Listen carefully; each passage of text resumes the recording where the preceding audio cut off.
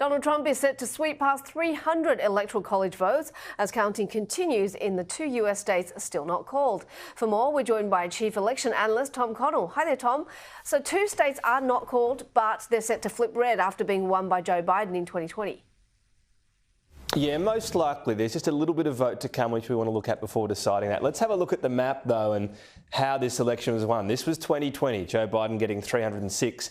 The blue wall was the key, but so too was Georgia, Arizona and Nevada. We flicked to 2024 in the live situation now. As you can see, this blue wall, Wisconsin, Michigan and Pennsylvania all falling to Donald Trump. North Carolina he had held on to, but then Georgia being flipped. And as you said, Arizona and Nevada yet to be called at this stage. It is looking ominous, though, again, for the Democrats in those particular seats. Let's have a look, first of all, at Nevada. This state, you can see the margin's 4.7%, 84% counted. With that much vote left, theoretically, you could see the Democrats, Kamala Harris, catching up. It's all going to come down essentially to Clark County. So far, the rate of that vote going towards Kamala Harris isn't enough. Sometimes the late mail-in ballots flow a lot stronger, though. So we just want to see a batch come in, see what that rate is. Then we can calculate, is the catch-up going to be quick enough? I don't think it will be, not on the current trends we've seen in this election. Just want to see a couple of those batches. Then we'd be willing to say that Nevada would be another one that's going to turn red. The other one, the bigger one, is Arizona. Again, you can see here, not as much counted, 60.58%. The margin is 4.7%. With the vote to come, there's a couple of big counties that favour the Democrats, in particular Pima County, that will close this margin. Let's think of it in number of votes. So, it's about 106,000 votes. It'll close it by at least 60,000 on current trends. Then you get to Maricopa County. So far, that's actually favoured Donald Trump. But again, if the late mail-in ballots have a different trend, there is a way Kamala Harris can catch up. So we want to see a couple of those ballots. Once we know how that's flowing, we calculate the rest of the vote. We'll know whether 4.7% or 106,000 votes can be closed. But on those current trends, we would be predicting that Donald Trump would take them. If that happens, we then see Arizona and Nevada both go red. 312 Donald Trump would be up to. The other thing that's interesting about this, and people have said, what a strong result. Why wasn't it obvious? Why couldn't it be called earlier? The main reason is even if this blue wall held, so if we saw Wisconsin, Michigan and Pennsylvania as well all come off, as you can see there, suddenly Donald Trump's down to 268. So it's a very strong win for him. But if that blue wall had held, we actually would have seen Kamala Harris win that despite that. So when we look as well at some of the margins, so you say, well, wasn't it obvious? The margins, again, think of the blue wall seats. So Michigan, 1.6%. That's pretty close. You've got to see sort of 90% of the vote when it's that smaller margin to be sure it's going to be going towards Donald Trump. Pennsylvania, a little bit bigger, 2.4%. But again, you can't be calling that 60, 70% of the vote in. And then Wisconsin, even tighter there, as you can see, 0.9%. So even though he's looking like he'll sweep these battlegrounds, some of them were quite tight results. That meant that it took a little bit longer than it normally would with this size of this win to be sure that Donald Trump was going to be president.